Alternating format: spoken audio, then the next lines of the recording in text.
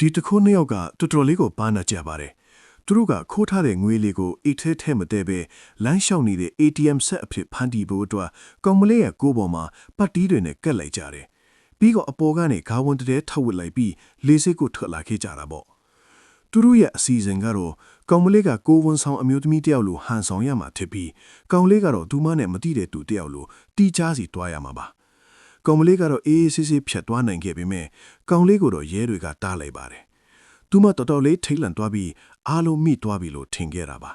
ဒါပေမဲ့တင်းမာနေတဲ့ခဏတာအပြီးမှာတော့ရဲတွေကသူ့ကိုပြန်လွတ်ပေးလိုက်ပါတယ်ဒါကတော့အစစ်အမှန်စမ်းသပ်ချက်ပါပဲကောင်မလေးဆက်ထဲကနေဖြတ်လျှောက်လိုက်တဲ့အခါစက်ကအကျဲကြီးအချက်ပေးတန်မိလာပါတယ်ကောင်လေးဆိုရင်ကြောက်လုံးလို့မူလဲမတတ်ပါပဲလုံချုံကြီးဝန်တန်းကသူမရဲ့လဲဆွဲကိုချွတ်ပေးဖို့ပြောပါတယ်သူမလည်းချက်ချင်းချွတ်ပေးပြီးနောက်တစ်ခေါက်ထပ်ဖြတ်တဲ့